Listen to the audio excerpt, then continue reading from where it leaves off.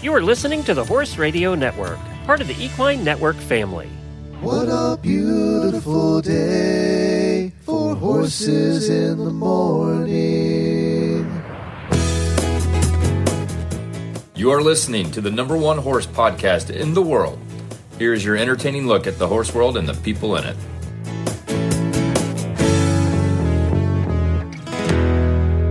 Well, good Friday morning, everybody. I am Glenn the Geek coming to you from Ocala, Florida. And I'm Jamie Jennings in Norman, Oklahoma. You're listening to Horses in the Morning on the Horse Radio Network for Friday, August 28th, episode 4029, brought to you today by Purina. Good morning, horse people. Well, good morning, everybody. Thank you for joining us today. Today, we're joined by Auditor April, who's going to share her experiences from the World Championships for Driving in Aachen. We also welcome Christian McCormick from Denali Professional Farriery and Rehabilitation. God, that is painful to hear you say that. Farriery. How else would you say it? It's Farriery. Farriery. Yeah. Sure. I mean, I would not choose to use that word ever. I know, but that's the name of their business. And she's going to join us to discuss the top 5 things your farrier wants you to know. And we also have some really bad ads today. There'll be no post show because honestly, I am just beat. So it's been a couple of weeks for us all. So we're not going to have a post show today. But I did want to mention, I forgot to mention this, and then I saw the news on it this morning. There is another storm brewing in the Atlantic. Of course, it's been a light year because of the whole El Nino thing. And it's been a light year for hurricanes, but the next one is named Dolly. How ironic is that? Do you know what's crazy is I read about this, and they actually name hurricanes 6 years previous. So they didn't just name this hurricane Dolly. They named it this 6 years ago. So one of two things is going to happen. This hurricane is just going to go out to sea, and Dolly's going to make it so nobody gets hurt and it's all good. Or she's going to be really pissed at somebody and she's coming in hard. We don't know yet, but I'm guessing out to sea. That's what I'm going with. Okay. Well, yeah, we're going to guess that. I mean, because that could go either way, really. I mean, because she was a big spirit, but also like super nice. So like, I don't know. It's going to be really big out in the ocean and it's not going to hurt anybody. The Grand Ole Opry is hosting a dedicated Saturday night tribute show in honor of Dolly. You can actually watch this one for free. There's going to be multiple artists there. I'm sure everybody wants to be a part of this particular Grand Ole Opry. So they're doing it. It starts at 9 p.m. Eastern Time, 8 p.m. Central Time, and that's Saturday night. And you can watch it on the Grand Ole Opry YouTube channel for free, on the official Facebook page for free, and it's also going to be on Roku and Samsung and Apple TV and all those. So you'll be able to watch it a bunch of different places for free. It'll probably be the most watched Grand Ole Opry in history. Yeah. But I did want to mention that as well. And thank you to everybody that dropped me a note who enjoyed the coverage Wednesday. I'm glad we had Lisa here, and we're glad we can do things like that, even though we'd prefer we didn't have to. That's what happens when you go daily. You got to just like own the current culture that's happening. So it's funny you bring that up because I was thinking about that too. I was thinking if we had a weekly show, we probably we would have taken 5 minutes, right?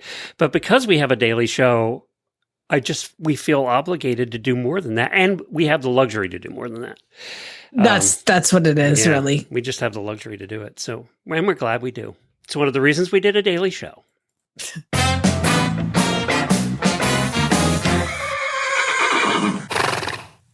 From the podcast to the barn, here's some HITM birthday wishes to keep you warm.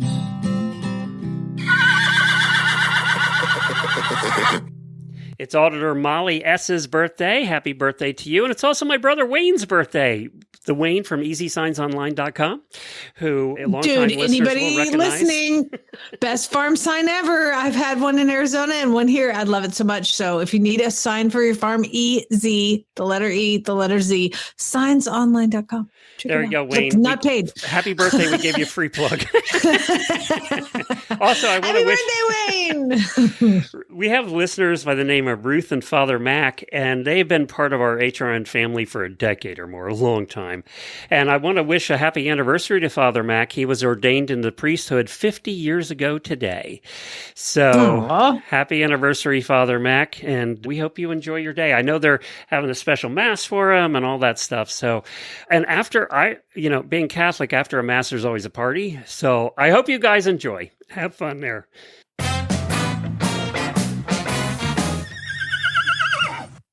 Man, I read this really cool article on the blood horse, so I wanted to give my daily Winnie to the 2026 Thoroughbred Owner View Conference Series. Okay, so it's like basically a bunch of racehorse owners. They get together and they kind of do a panel discussion, like kind of like your stuff with podcasting, right? What are these called? Conventions or something? So they did a panel about aftercare for racehorses, and the panel included a lot of people, including Dean Reeves from Reeves Thoroughbred Racing, who we've talked to a ton, and Graham Motion, the racehorse trainer, some partners of some big racing operations, somebody from the Thoroughbred Aftercare Alliance, somebody from West Point Thoroughbreds, lots of people. But I was reading the article and they were just talking about how important it is. And I'm go back and I'm looking and like, Graham Motion, racehorse trainer extraordinary. I think we've come a long way. We've got plenty of ground to cover. The biggest issue are funds. And they started talking about how, as a racehorse owner, it's your job to, if you're going to breed these things, to provide funding before and after their race career. So we're spending millions of dollars on horses, and yet no money is going into the coffers for these rescue organizations. And Dean was like, you can't just dump your horse at some rescue not in good shape. And it was talking about how you have to retire them just before they get hurt, when they're done. It was just a really cool article on the blood horse. Go check it out. It's the first article on the top. And basically they were like, we need to make it easy for people to be able to retire these racehorses, as well as on the owner side and the adopter side and the rescue side. And Dean has some really good points on there too. I'm not going to read the whole article, but it was just really, really good. And it's just nice to see that people that are important are talking about this. One of the guys talked about how, you have a horse that gets hurt or it retires. 10 years ago, he was saying, 10 years ago, there was nowhere to put it. So you just put it down. Or run it to Mexico. And he was like, we don't do that now. That's not a thing anymore. So we have got to figure out a way to fund the aftercares. And I think with registration, the tracks are doing it now. I think it's just going to be better and better for the aftercare for thoroughbred horses because of awesome people like this.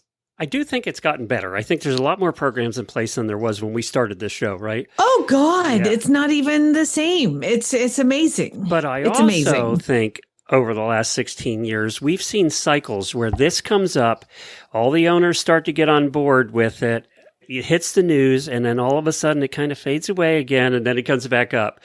I hope this time there's enough eyes. I don't think that for thoroughbred racing, because if you think about it, it's just gotten bigger and bigger and bigger and bigger. Like the snowball effect from when we had, what was his name on that created the thoroughbred makeover. And that was the whole thing of creating value in these racehorses post racing to where people don't run them till they just break. They want them to be able to sell them and find them a new home. And there's so many awesome organizations that are doing it now. I mean, Horse and Hound, obviously I love, but New Vocations, just fantastic. And those are the two that I've worked with. And there's so many more Rerun. There's so many great ones. So I think the main thing that everybody misses is funding. So the fact that these people that are breeding and racing are like, hey guys, we got to pay for this. What a great start. It's not even a start. What a great continuation. I have a very controversial theory, and I always thought should be in place and would probably work. I always thought that winnings should be, I don't know if the word taxed, but 5% of winnings go into a fund, and the fund is for the aftercare. So that, that the owners are forced to pay it. Well, you know what? That's interesting. You mentioned that because there are tracks around, and they did it last year, Remington. I didn't see it. They just had opening day, but they have a bell in the winner's circle. And if you ring the bell, that means the person who won the race is willing to donate to aftercare. I don't know how much it is, but I think it was 5%. So at this point they're giving him the option, but let's take away that option. Yeah. Let's just do it. I think too, along with the registration, they'll pay, people will, when they register their thoroughbreds, they'll pay all this money to potentially be qualified for the Breeders' Cup. There needs to be a fund that they put in there, $50 whatever to each horse, and it goes into an aftercare pot, where that horse, or just collectively all the race horses, we can help out a little bit more. Well, and the reason I say that is because you and I, or everybody, always thinks of racing, and they think of the owners that we see at the Kentucky Derby all the time, right? Those are the exception. Those are probably the top 10%. 90% of the owners of horses are barely scraping together enough to keep it going, right? That's so true. And so those people are not providing aftercare because they can't afford to. That's why I wanted to do the kind of tax, quote unquote. There are a lot of big farms out there that are helping in aftercare. But then you have the 80% who either can't afford to or don't want to. And where most of the horses that are getting, retired early or really late are coming from, I don't know. Well, that's why I love that this organization had a whole panel discussion about it, and put it right in front of all the owners. This is what. Hey, Glenn, are we solving the world's problems right on a here Friday? Today on a Friday. Oh my God, we're amazing. Come to us for your solutions, and we'll have them. Moving on, let's talk about nothing. And by the way, the solution's always going to cost somebody else money, not us. So so there you go. We're amazing. You know what? We just did our charity work for the month. So did I see you did your first real ride on that big horse we were talking about on Wednesday? I did. My hips still haven't recovered. I feel like I like to say he's as wide as a truck and as long as a picnic table. It's like sitting on a picnic table. It's huge. Kind of reminds me of riding our Percherons. They were so wide. So wide. And what's amazing is, I have Miles's saddle, my old Andalusian, my other Andalusian, and I have that saddle. And so I kind of fits him, but I was just like, oh my God, I don't know what to put on this horse, or if it fits him. I can't really tell because he's all the way up there. And I'm just like, what am I doing? So I contacted one of our listeners down the street here, Pamela, and I said, does anybody have a saddle fitter that they recommend? I called Patty and her, and boom, got this phone number. And this lady's in town this weekend, and she's coming to my farm Sunday morning at 6:30. So we'll start to piece together something comfortable for this horse. It is interesting riding him because the videos that we got of the seller, they were wearing these ginormous spurs, right? Ginormous spurs. And then I'm riding him and I'm like, okay, trot. I posted a video of when I actually got him to trot, but just know it took about half an hour before that to get him to trot. I was like, Chad was video. He's like, you will have to edit this one. I know, but I did finally get him trotting, but it's just one of those things where I'm not going to ride him like that. So I have to just kind of like I have been doing with Amigo, is just kind of resensitizing him. When they've been ridden like that for so long, you just have to scale everything back and just be incredibly patient. Just patient. So there you go. And patient. He has to be, looking at the latest video, I'm still convinced he has to be 90% Frisian. I mean, he's supposed to be half Frisian, half Andalusian. Yeah, I think you can get that one tested. The more time I spend with him, the more I'm like, oh, you might be all Frisian. All right, it's going to be fine. It's going to be fine. Let's hear from Purina, and then we're going to go into our first guest, Auditor April. Purina Animal Nutrition understands that there's something special about a bond formed without words. It's a connection built in the little moments you and your horse spend together. It comes from a time in the saddle, on the road, and around the barn. That bond is why you do everything you can for them, because they do so much for you. Here at Purina, we know because we've felt it too. For 130 years, our team has crafted feeds we're proud to stand behind and give to our own horses. Because like you, we're animal people. Well, Jamie, we love talking to our listeners, and especially listeners that do really cool things. And a longtime listener is joining us this morning. She's an auditor also. Her name is April. She lives right here in Ocala, and she was just at the World Championships for Driving in Aachen. Hey, April. Hey, guys. Happy to be here. Thanks for joining us. We really appreciate it. So why were you over there? What were you doing? What was your job? Yeah, initially I was sent over there to be a content creator for Chester Weber with some of his brands. And then I also was there to help with Chef to Keep apprentice with that. So what's the Chef to Keep do? Yeah, so Chef to Keep is more like a team manager. We make sure that the competitors show up where they need to be on time, what the order of go is, where the training obstacles are or where the training arenas are, making sure that their bits are on the rules or just making sure they're going by all the rules that were in compliance. And so basically people see you coming and they're like, oh God, run. Hide it quick. Or lots of questions. We get lots of questions like, oh, is this okay to do this? Or is this okay to do that? You're kind of like the walking rule book. So you're apprenticing to become an actual Chef to Keep? Yes. Yeah. We need a lot more of them in the driving right now. We only have 1 or 2 of them. I often wondered, are jobs like that paid at all? So it depends on which competitions, like the World Championships. I believe the Chef to Keep herself was paid, but I usually got, like in Royal Windsor, I had a grant from the USEF to learn. So that's what's nice about that, some of the grants. You've also been involved in the grooming side of things. You've been to a lot of international driving competitions, right? Yes, I started out in the driving world with Mary Phelps and her Flying Gangsters. She has the 4 Shetland ponies, and I traveled to Hungary and to the Netherlands for her thing. She competed as a pair of ponies and then a 4-in-hand ponies. And the World Championships is just 4-in-hands, right?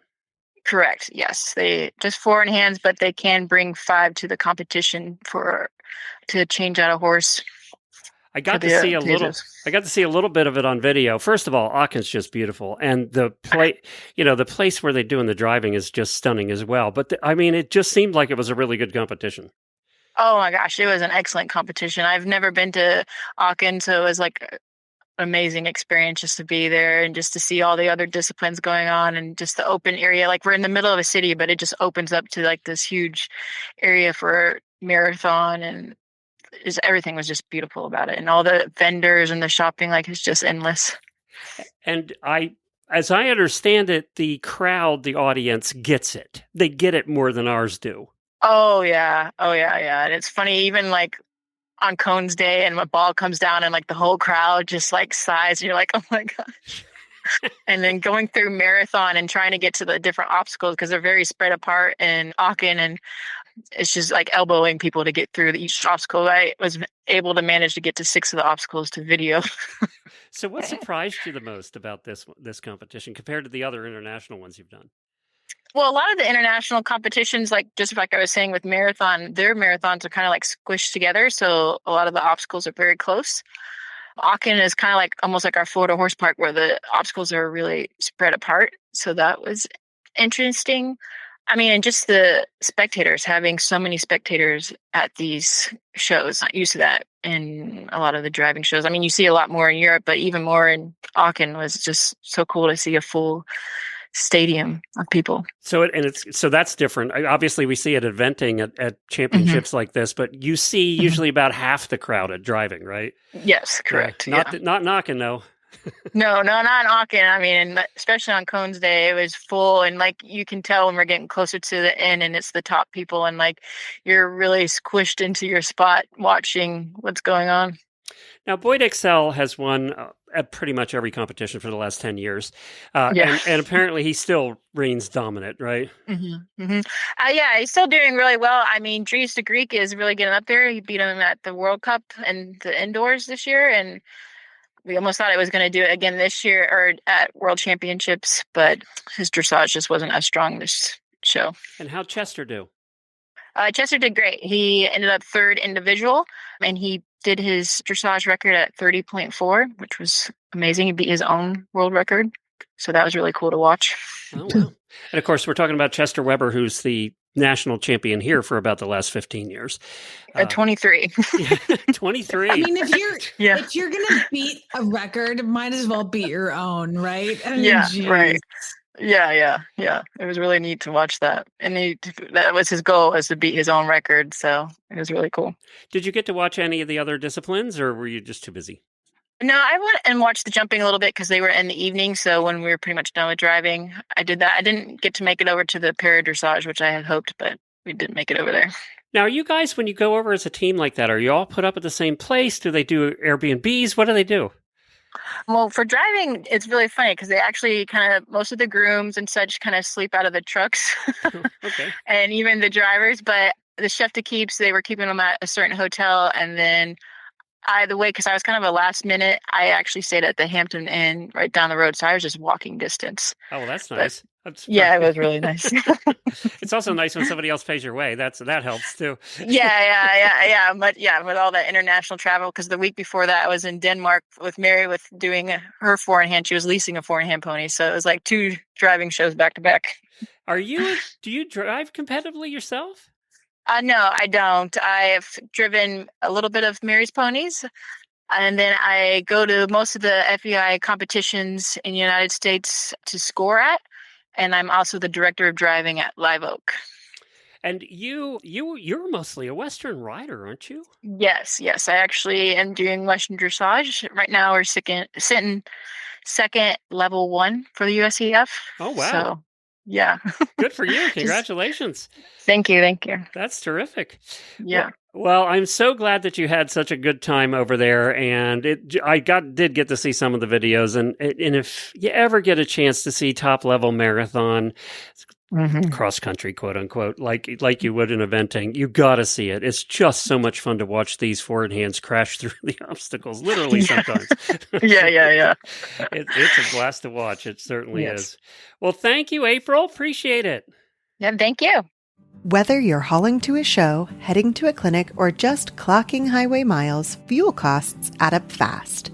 U.S. Ryder diesel savings, powered by open roads, can save you up to 50 cents per gallon at thousands of gas stations across the country. High mileage drivers could save more than $700 a year. It's free to join, and as a gift from U.S. Ryder, you'll get free priority processing when you sign up.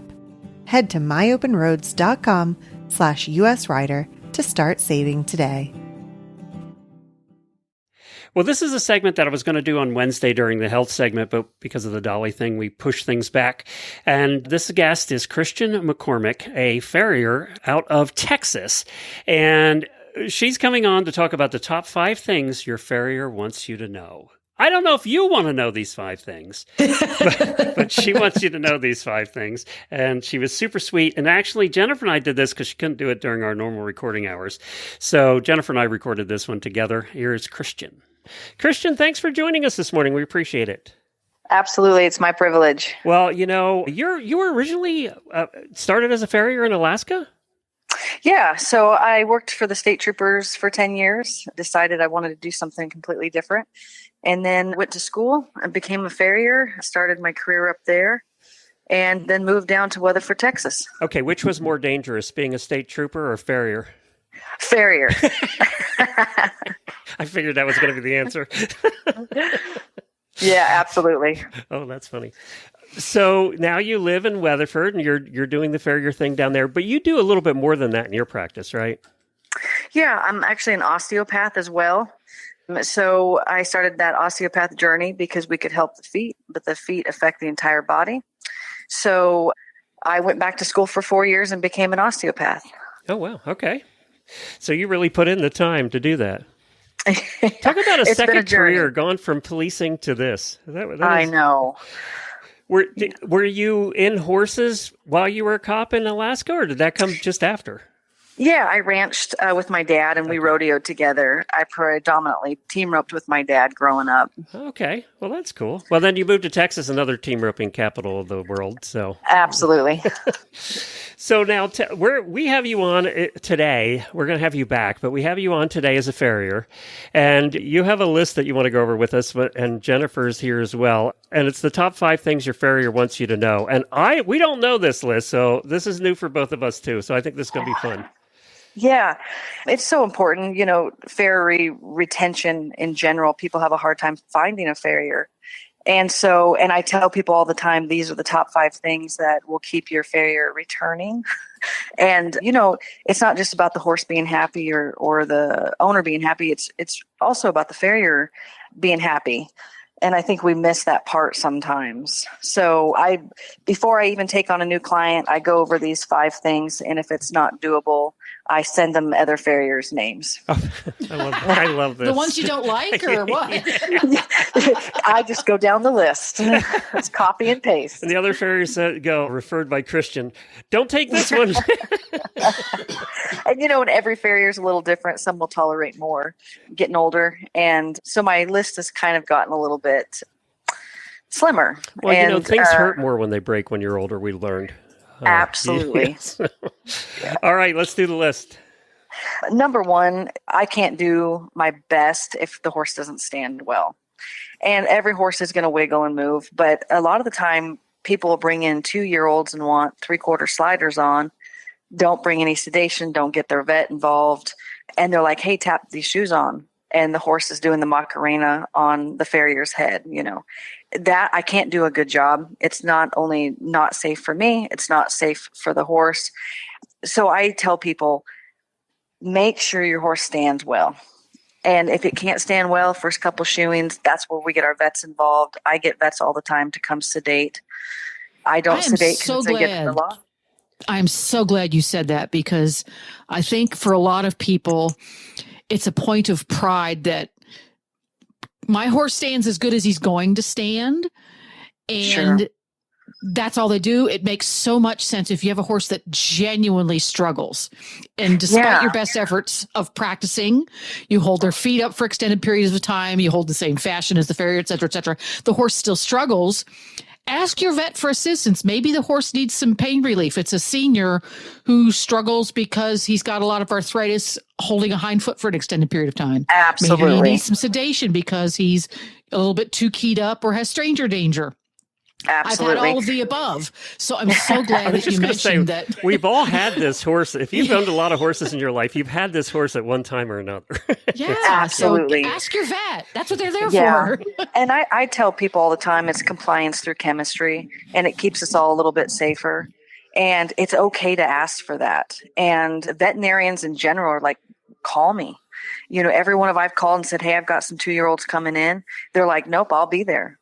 Because they just know. And we want to have a long career, and we don't get to have a long career if we get under every single 2-year-old that becomes violent, or an elderly horse that maybe needs a little bit of pain meds.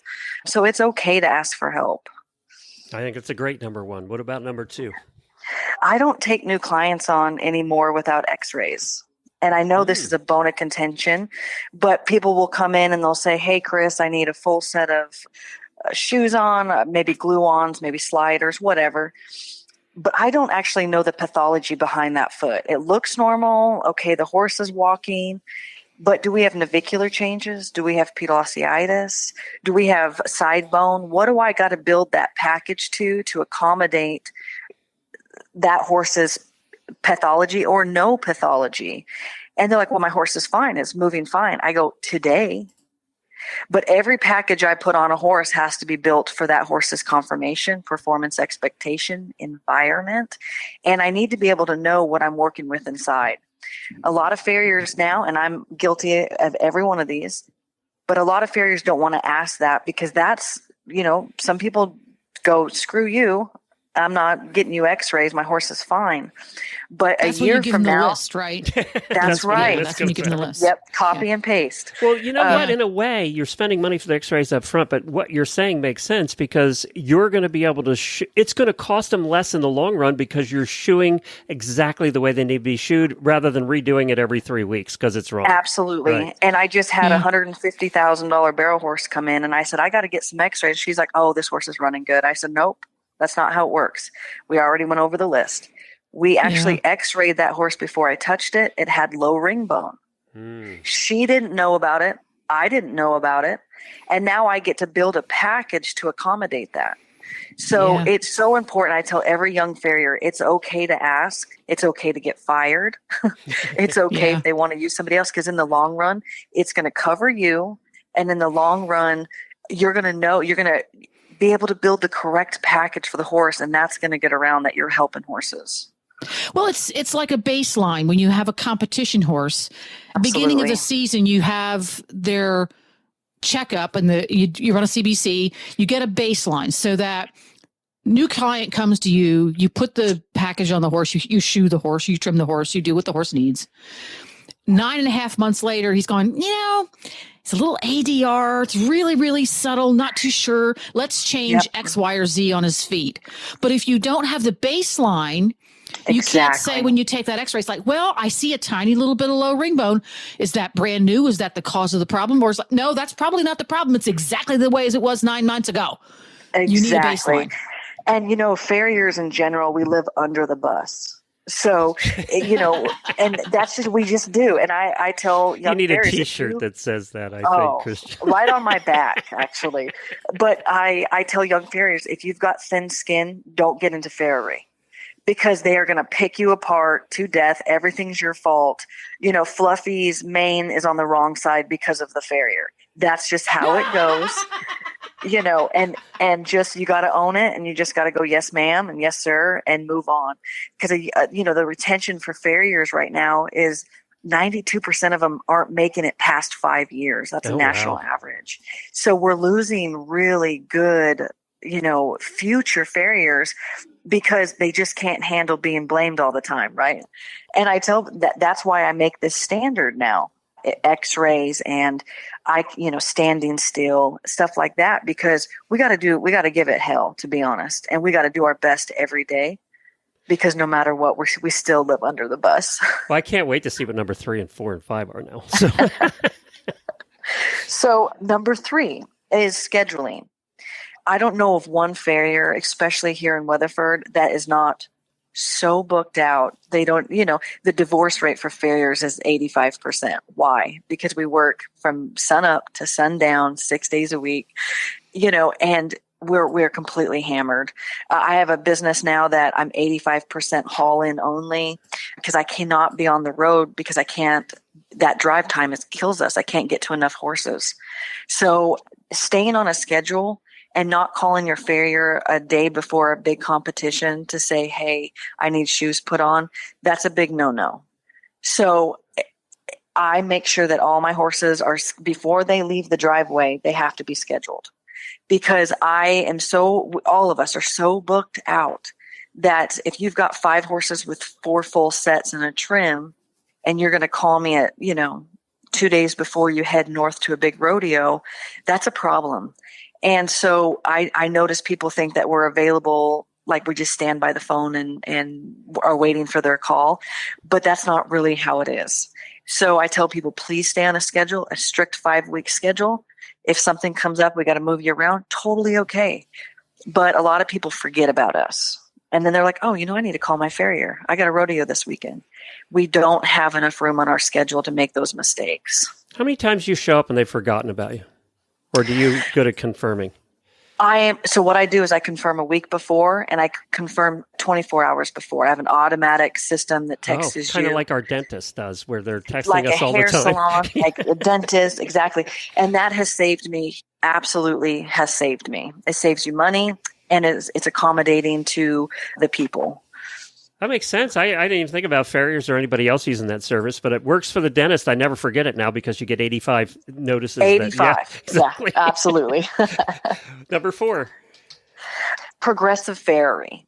So Jennifer knows a lot about this with her last thoroughbred.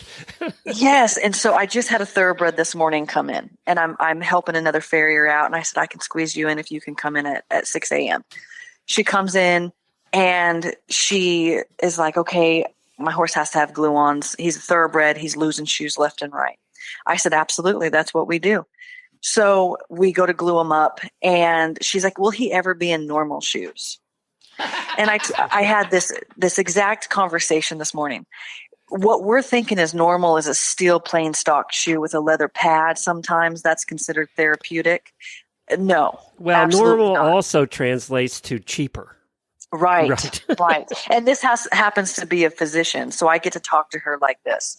I said, do you practice medicine? You've been in medicine 20 years. Do you practice medicine today like you did 20 years ago? And she goes, well, no. I go, well, we don't either. And I said, thoroughbreds in general, tough feet to deal with. So I glue all my thoroughbreds. Why? Because I can get my angles right with glue. My shoe retention is amazing because glue is absolutely amazing. Jennifer had thoroughbred too, glue on shoes forever till we retired. Yeah. Yeah. And I said, so progressive Farriery is such a uncommon thing in this country because we still are thinking a normal shoe is a steel plain stock shoe. They made a steel plain stock shoe to put on horses that went to war. Okay. Now we're jumping, we're doing dressage, we're sliding 30 yards. We're doing all of these things. So we need to get out of the mindset of, oh, I just want a normal shoe. And so when people say, oh, I just need a normal shoe, I work on so many cripples that almost dang near none of them are in normal shoes because what we're doing with our horses is not normal. Barrel racing on a hinge joint, not normal. Jumping a horse, not normal. Dragging 30 yards, not normal, right? So we need to accommodate the performance expectation and accommodate a horse with a hinge joint. It's a hinge joint. And what do? We do circles all day. So when we talk progressive Farriery, I interview my clients, my prospective clients like that. Are you into different types of shoeings to accommodate your performance expectation and accommodate your pathology? And my team ropers, my bulldoggers are like, no, I just need a plain stock shoe. Again, copy and paste the other farriers because our 85% of pathology is in the foot.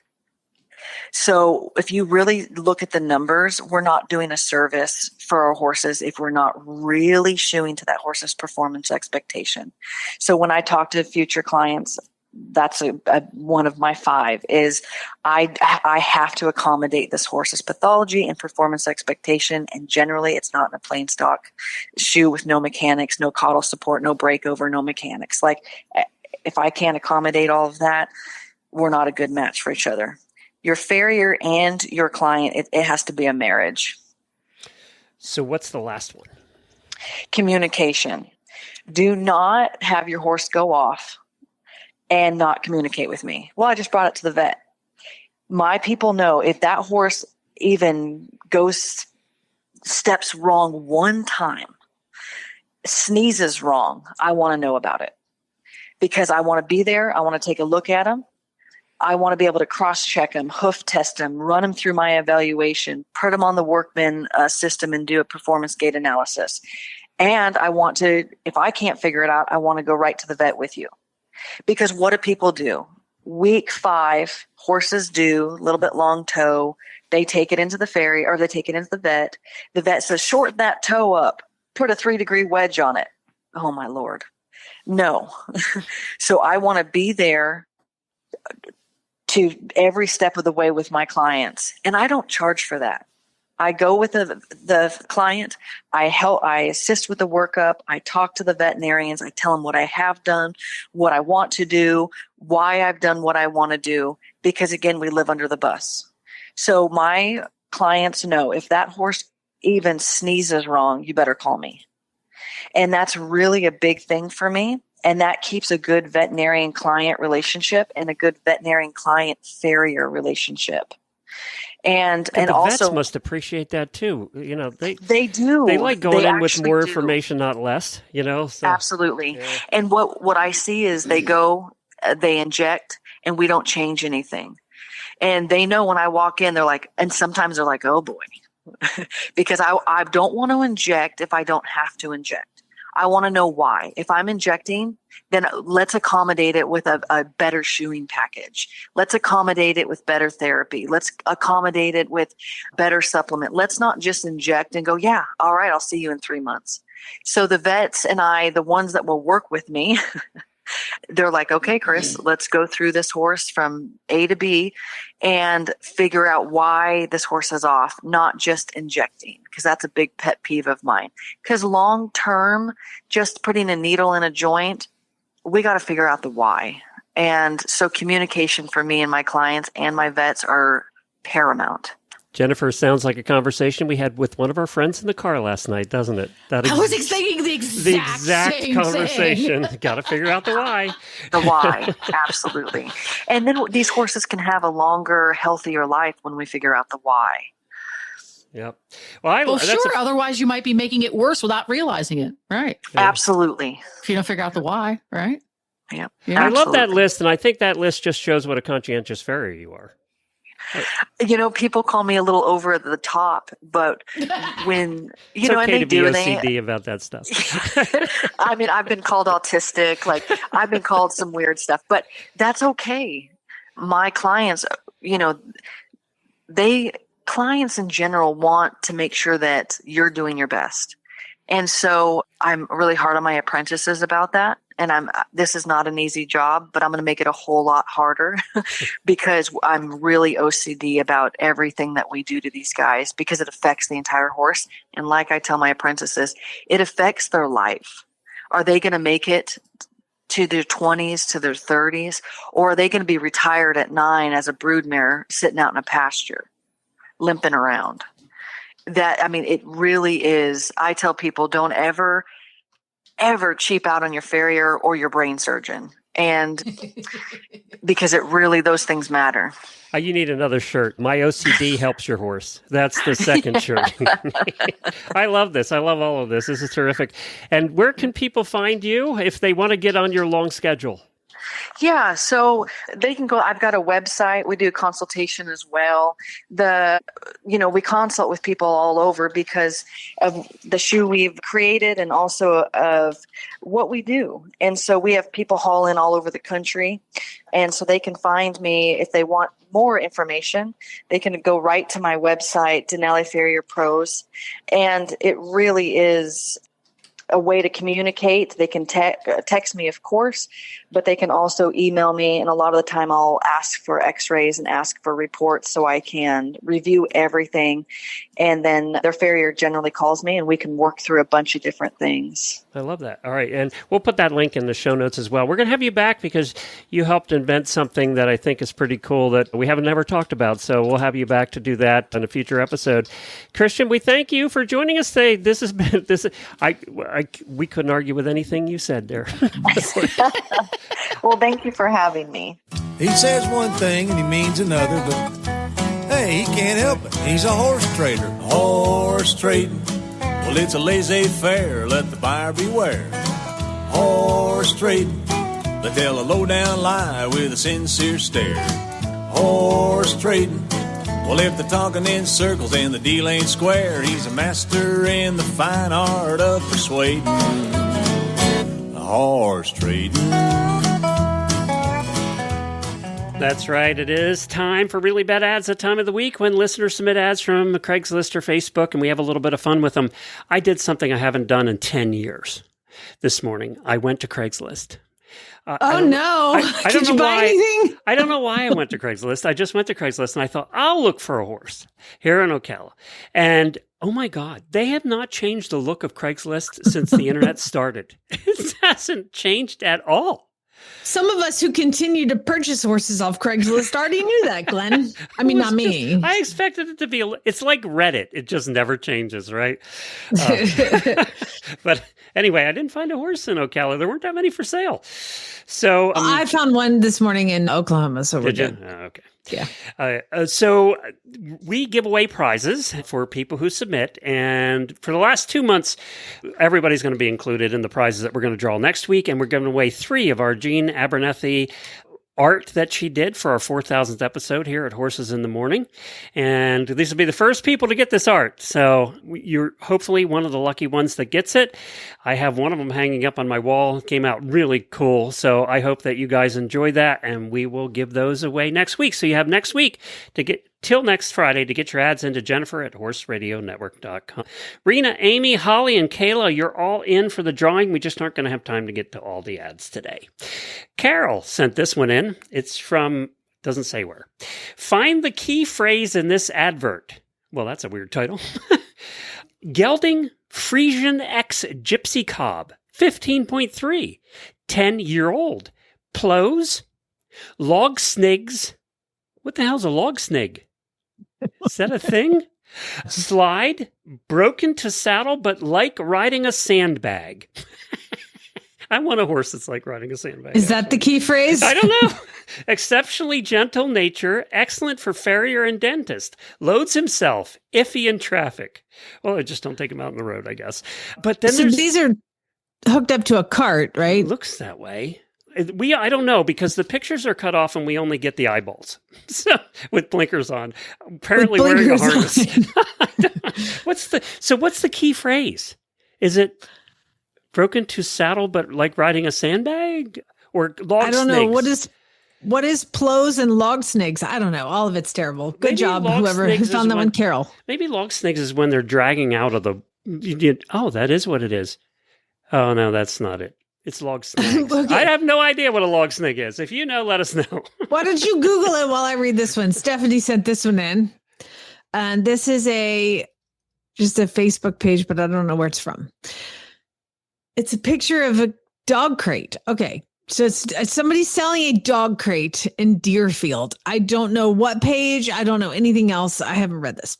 Selling our dog crate because apparently I misunderstood how dog ownership works.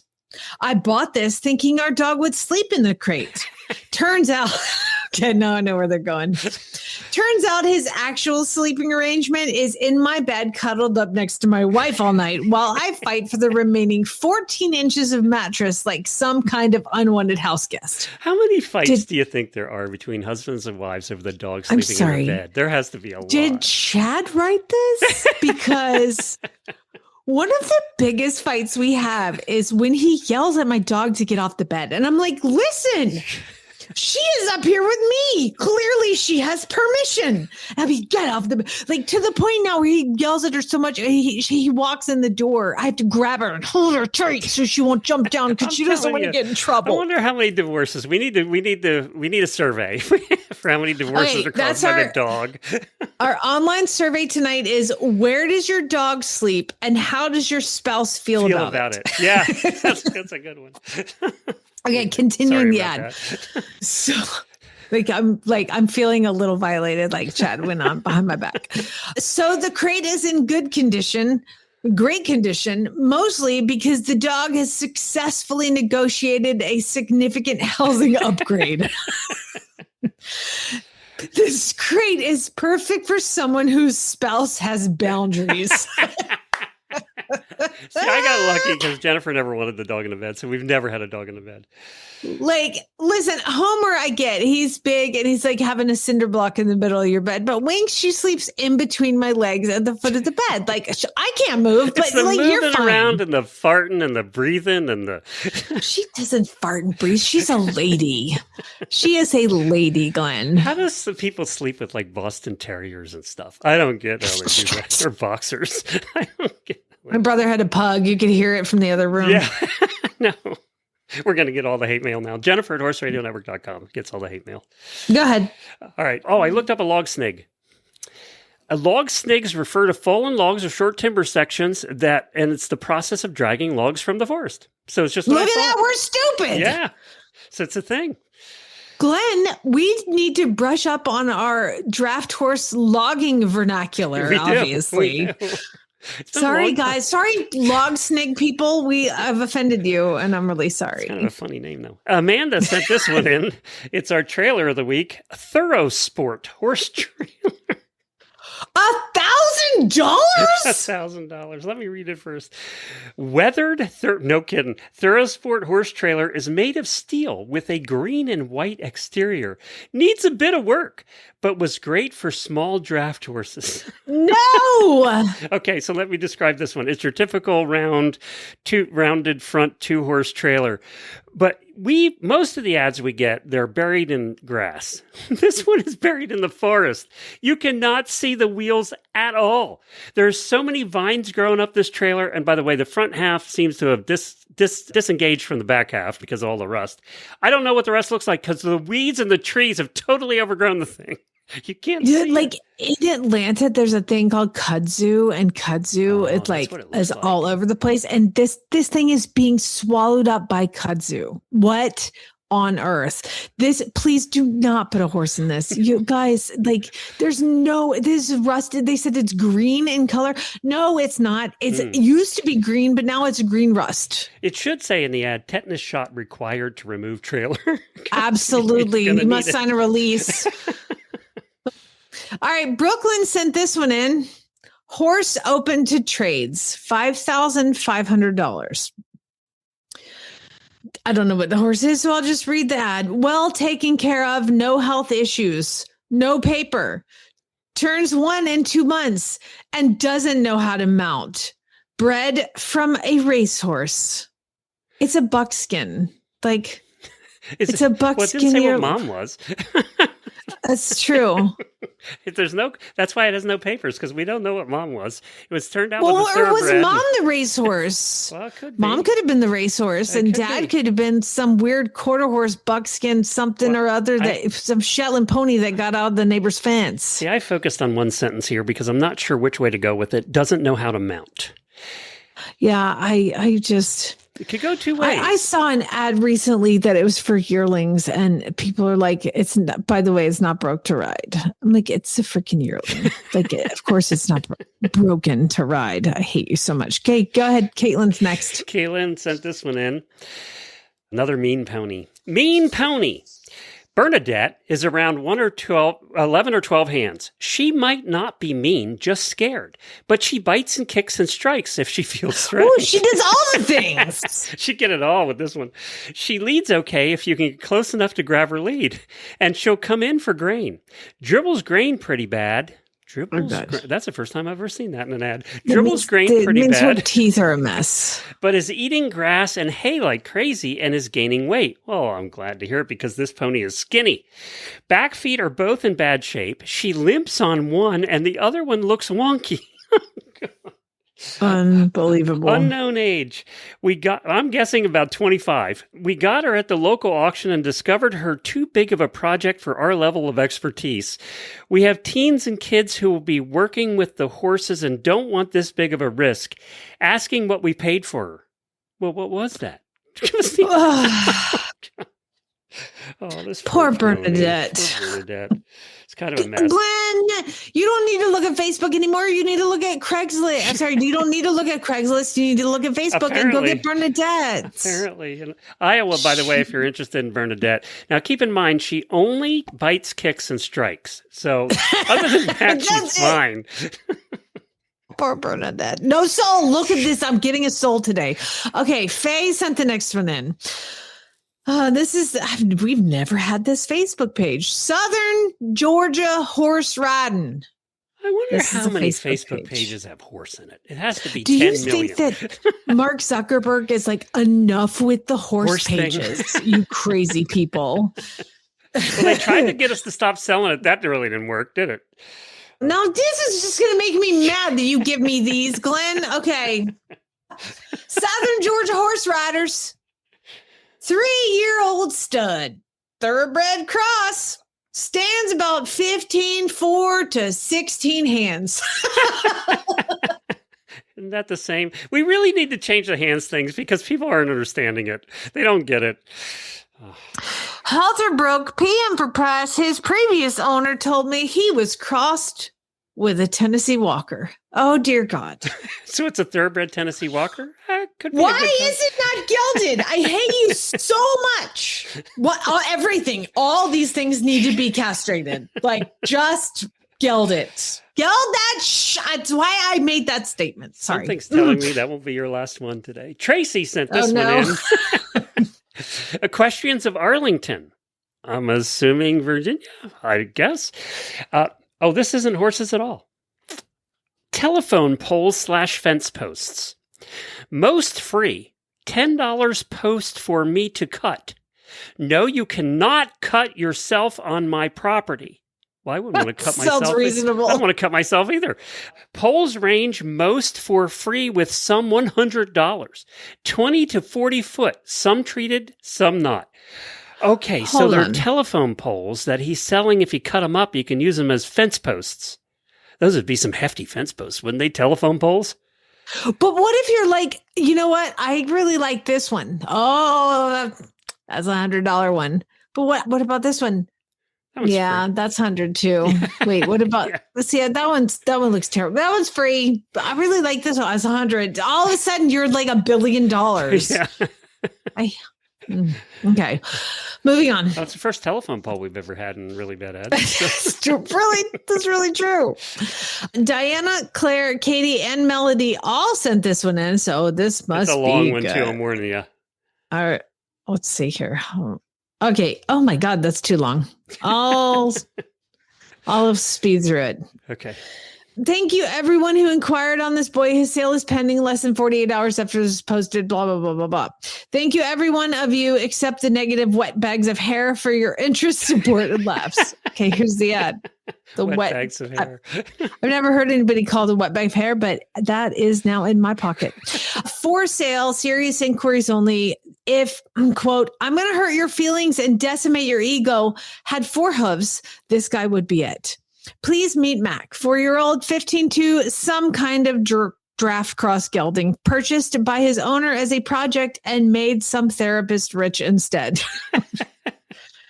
Saddled, bridled, and has been ridden minimally. He's actually a beautiful mover right up until he's decided you've exceeded the height requirement for your ride. Then his heritage kicks in, and you better hang on to your bits, dignity, and whatever relationship you currently have with the big man upstairs. When Big Mac decides he's done being handled, he'll pull away from you with roughly the same speed and commitment as a Dairy Queen napkin flying out of the window at 80 miles per hour. You are no longer a part of the decision-making process. Loads and ties well, surprisingly, good for the Farrier. Has been ponied extensively, both with and without a rider. So yes, he does possess life skills. He simply chooses when they apply. Do not ask to come ride him. Yeah. I'm like that. Do not ask to come ride him. Do not ask us to ride him for you. Happy to share videos, but tire kickers who need to know the exact coordinates, consistency, and astrological significance of his last bowel movement need not inquire. I genuinely think he wants to be a productive member of equine society. Unfortunately, he lets his intrusive thoughts win. Like the rest of us. It's me. They're describing me. This is an ad for me. I genuinely think he wants to be a productive member of equines. And in a plot twist that explained absolutely everything, bucking stock brands appeared when he shed his winter coat. Oh, there we go. Suddenly, several pieces of the puzzle clicked into place. Just doing his job. Just doing his job. Mac needs someone with the patience, experience, confidence, and sense of humor to deal with something like him. We do care where he lands and that he's placed appropriately. He is not a horse for someone looking for an easy project. I've seen worse horses turn into good citizens. He just needs the time we don't have. Currently turned out, that means he's in pasture shape. If you know what you're doing if you know what you're doing and enjoy making questionable life choices with livestock, Mac is your guy. Now, you do make questionable life choices sometimes, but I don't see you even doing this one. I don't see you going for Mac. I've never been I've got to tame the horse to prove something to somebody. Well, no, I don't have that anymore. I'm getting a soul here today, too, because I feel bad for Mac. They teach their job is to buck you off. That's their job for years. And then all of a sudden you want to tell them that's not their job anymore? It's more fun to buck you off than to do the other thing. Remember the Monty quote, prove to them their world has changed. You just get on to ride them. Of course it's going to buck you off, you idiot. God, I hate people. All right, Jennifer sent this one in. My wife, Jennifer, said, should this go in the post show? And I decided to put it here instead. So this was sent in by another Jennifer. Horse for sale and searching upstate New York. Well, that's the Facebook page. I know. Blonde lesbian looking for a loving partner. Men need not apply. No BS, not looking to offend anyone. Simply, she is a woman-only horse.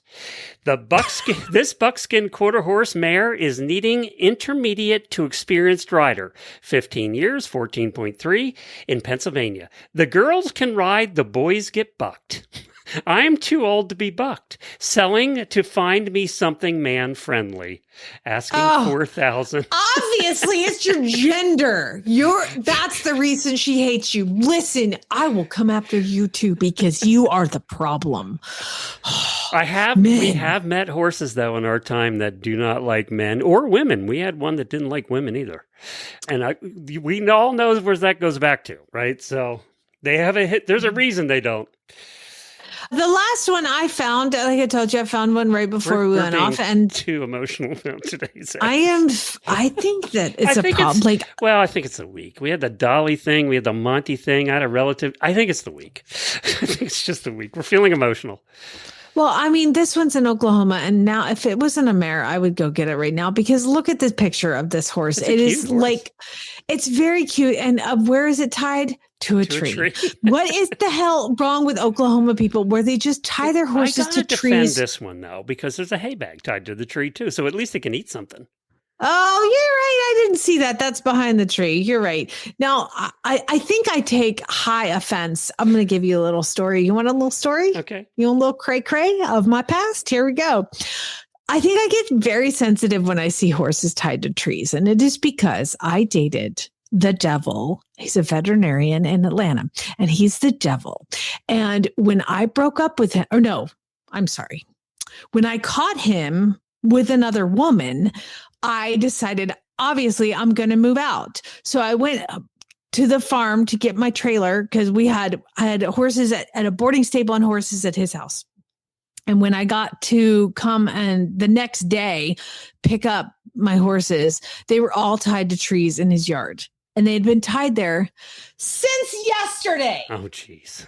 And this is and they didn't have a hay net tied to the tree. And they did not have hay nets. And so when I see a horse tied to a tree, there's something I think I'm just exploring this right now. So hang with me. Okay. Therapy. We've never had a therapeutic moment in a really bad ads, but I think that's why I hate seeing horses tied to trees, which is why I bought Carl, because he was tied to a tree. Now I got to go get this mare. Scooter was tied to a tree when we got him, so I'm with you. Yeah, see, there's something about a horse. You know what? If you want me to buy your horse tied to a tree and just leave it there, and I will have a visceral reaction and will hand you cash. So here's the grade mare, $1,500, $1,150. Sorry. She's a grade mare, 7 years old. By the way, this is a Palomino mare tied to a tree. She's a grade mare, 7 years old, 14.2 to 15.2 hands tall. Let's revisit that sentence for a second. Around 7. What does around 7 years old mean, Glenn? 14. There you go. I was going to say 15. You always double it. 14.2 to 15.2. By the way, that's a big difference too. That's a whole hand. That's a whole hand. So she is somewhere around 15, and she's somewhere in between 14.2 to 15.2, which means she could be 13 or 16 hands. We don't know. It says she's maybe green broke to ride. She has bucked me off in the past. I would say maybe's a good word there. She's maybe broke to ride. She's starting to learn really easy. I haven't messed with her feet enough yet, so she's still pretty touchy with that. She hasn't cleaned her feet the whole time she's had her. She hasn't I hate you so much. At the bottom of her feet. She looks so sweet standing there with the saddle on. Do you know what it is, Glenn? It's the tree. I'm not kidding you. You see a horse tied to the tree and something happens emotionally. Oh my God, I just gave away my tell when I'm going to buy a horse. Yeah, now they're going to charge you. Now it's going to be $2,500, not $1,150 when you go over and to Payden and get it. Where is Payden? How far away is that? I'm going to just hopefully it's way far away in the north. Payden. I love how she's maybe green broke to ride. She has bucked me off in the past. No, she's green broke. Yep, I would go with that. But you can't touch her feet. It'll be fine. Oh yeah, I've never cleaned her feet in the entire time I've had her, which means she hasn't had a Farrier in the entire time you've had her either. Oh my God, Payden's only 55 minutes away. Dang it! Good thing she's a mare. Good thing she's a mare. I have too many weirdo geldings here. Okay, we apologize if today's ads weren't as funny. We were just feeling emotional today. Oh, yeah. Sorry about that. Every it's once in a while it funny. Happens. It's been a couple of weeks. So anyway, have a good weekend, everybody. Be safe. Don't go. Sorry, I unloaded on you, by the way, in past relationships. Don't go buy horses tied to trees this weekend. Avoid that because apparently there's bad juju. So, we'll be back here on Monday. See y'all. Have a great weekend. All right. No post show. Spay, neuter, geld.